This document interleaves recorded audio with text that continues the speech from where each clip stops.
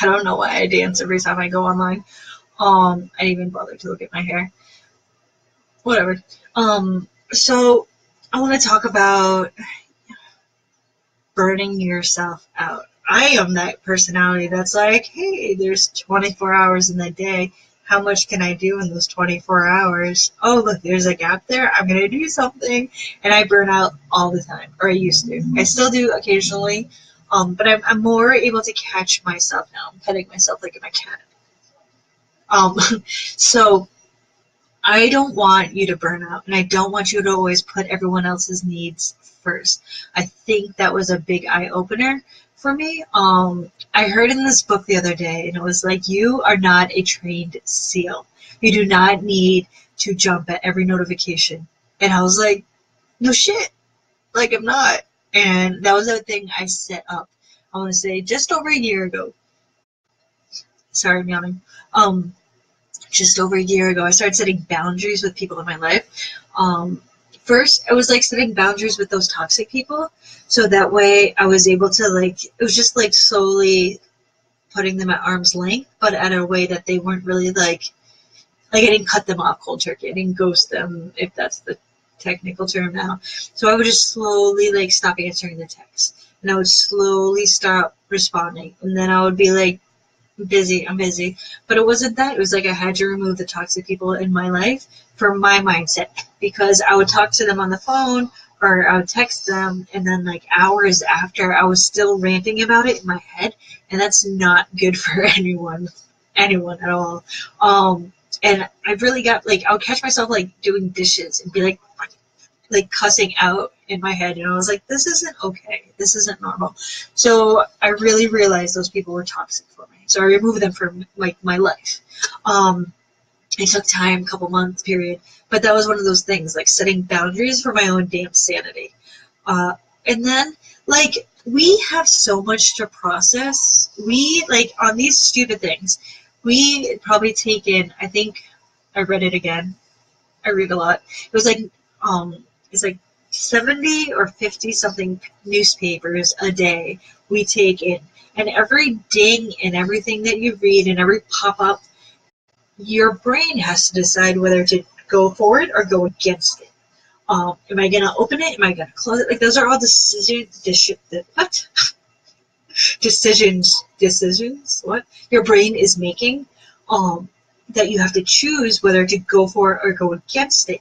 And it's not, and by the end of the day, you're like so burnt out because you're making all these stupid choices, but really you're like on Facebook all day or on Instagram all day or texting people, and it wasn't any choices that are going to change your life or move your life forward.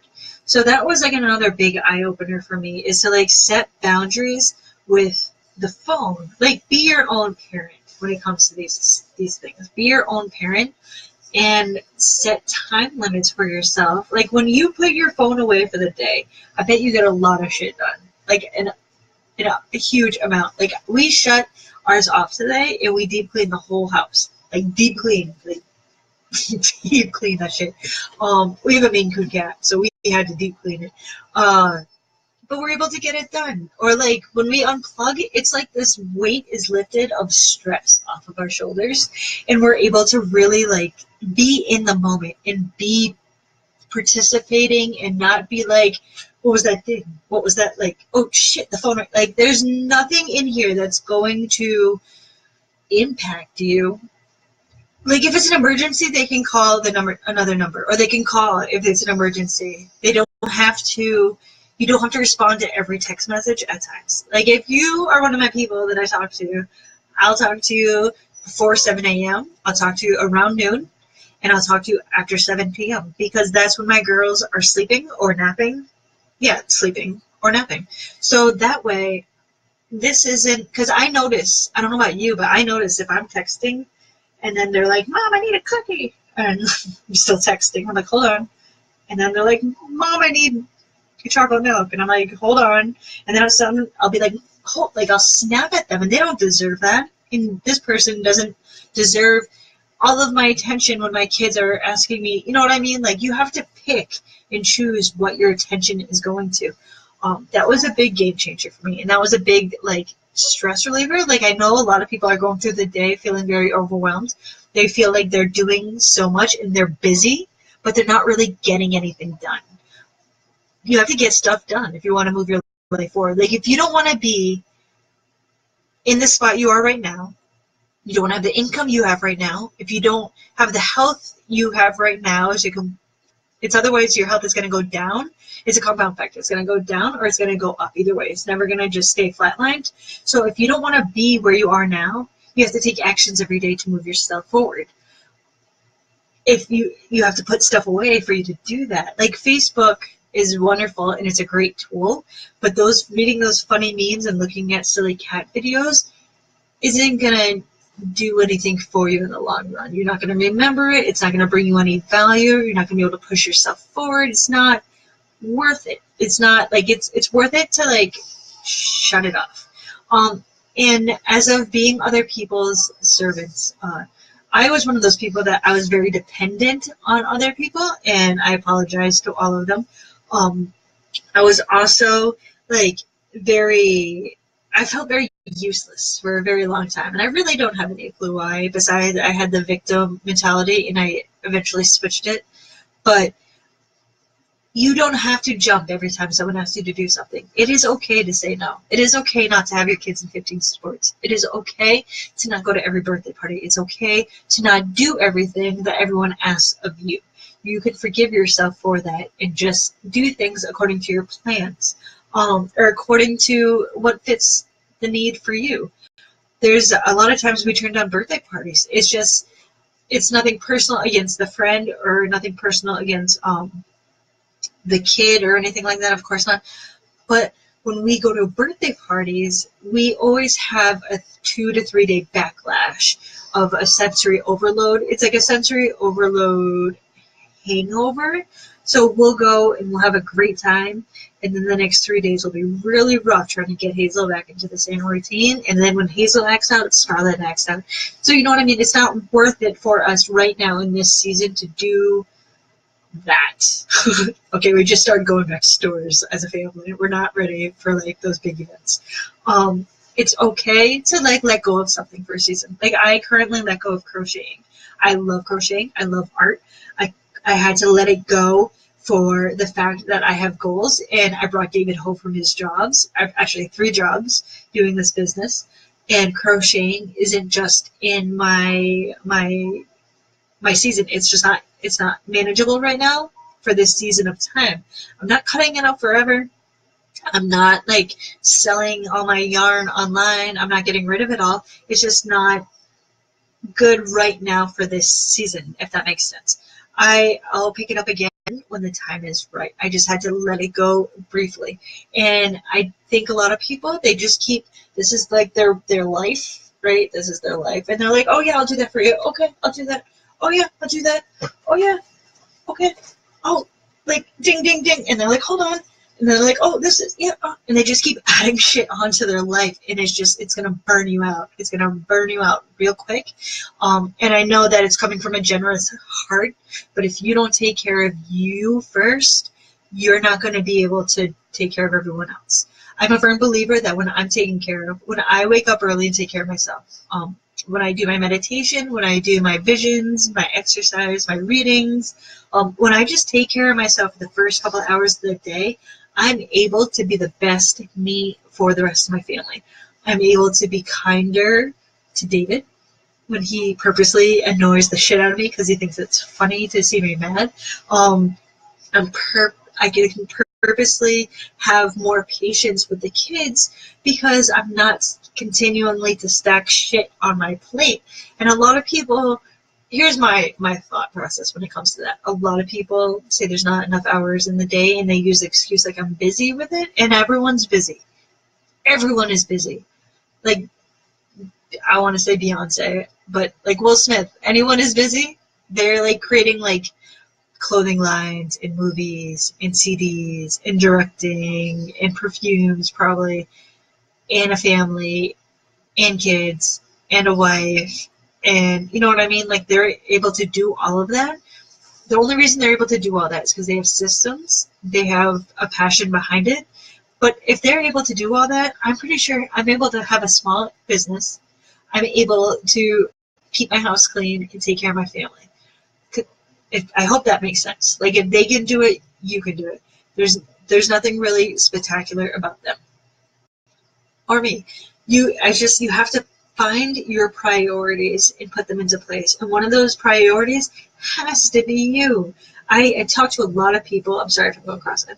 I talk to a lot of people, and they're burning out, and they're busy, and they have 100 kids, and they're just overwhelmed. They're pulling their hair out. I get it. But if you don't ever shut off, you're never going to be able to give them the best version of you. If you're never going to learn because you already know it all, you're never going to see anything different than what you're seeing right now. If you're never going to be open to new experiences, new ideas, anything like that, your life right now will continue to look this way in 3 to 5 years. And I refuse for my life to be like at a standstill. I feel like there's this glass ceiling in life, and that like every time it's a very weird high to be going for your goals. It is slightly an adrenaline rush, but every time you do something, you can just keep going. Like, there's more out there. Jesus Christ, look at our president. Like, there's more out there. You can do anything you want to. I probably just offended a lot of people for that. But I'm just saying, if Donald Trump can end up president, then we, as like a mother, can keep our house clean and take care of ourselves and find time to put us on that list of priorities. Right now on Monday, I have a coaching sneak peek group, and if you want in on that and you're like, what the hell is this chick doing, just let me know. I'll add you to the group. It's no big deal. I'll probably be running them weekly now because it's like the best thing I've ever done in my life. And I was really thinking about having a planning group. Like, I work on winning the day. Like, if I can win today, like today, I won today. Check. I won today. And then I go to winning the next day. And then after that, I've won 7 days. So I've won the week. But then after I've won 7 days and I continue to do that, I've won a month. And then after I've won the month, I won the year. So it's just focusing on the moment and winning the moment and taking care of yourself and your reactions and not losing your shit in that moment that you eventually win the year. And eventually you'll look back and be like, I don't know how I accomplished it all, but I did it.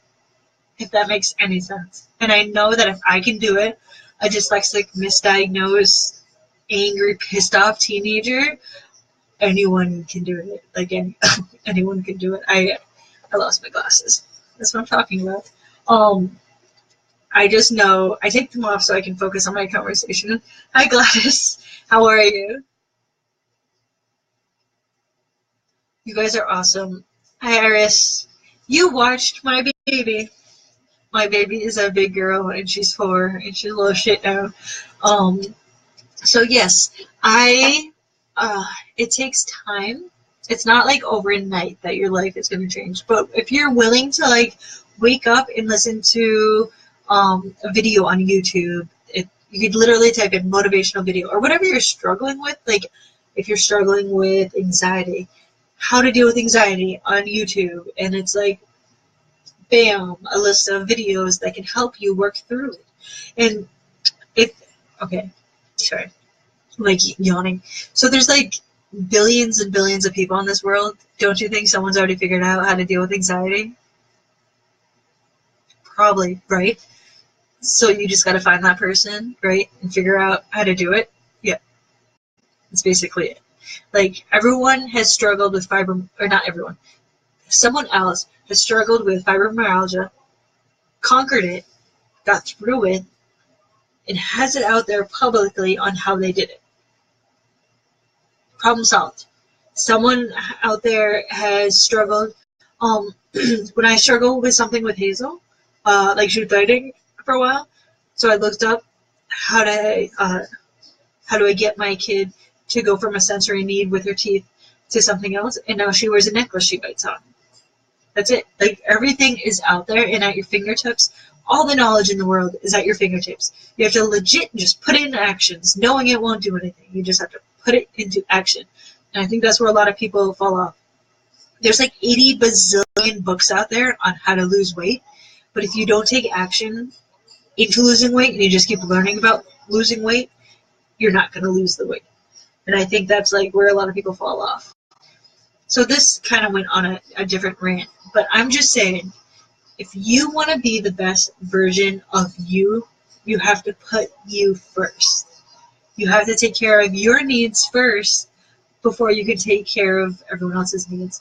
I am a good wife, or soon to be wife, engaged, whatever. I'm his wife. But I'm not if I don't put my needs first. If I don't like shower and meditate and have my alone time. Like right now, this is my alone time. He's downstairs watching some war movie. But if I don't put my needs first, I'm not going to be who I need to be for him. And he deserves the best version of me. And the girls deserve the best version of me. And so does my team. So if I don't take care of myself, it's kind of like saying F you to everyone else. So if you do that for a while, let me know if you feel the difference. Because I talk with my hands. You truly feel a difference when you take care of yourself. So I'm done ranting. You guys are awesome. Thanks, Gladys. I'll talk to you later. Bye.